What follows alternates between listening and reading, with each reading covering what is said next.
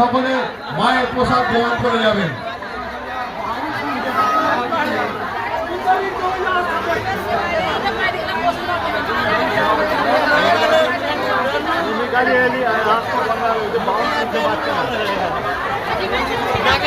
মন্টু দাস এবং ভোলানাথ পণ্ডিত, তোমাদেরকে অনুরোধ করছি যারা বাতাসা ছড়াচ্ছে ব্যারিকেডের এক সাইডে পুজো দেওয়ার ব্যবস্থা করে দাও আর এক সাইডে বাতাসা ছড়াবার সুযোগ করে দাও। মন্টু দাস এবং ভোলানাথ পণ্ডিত, তোমাদের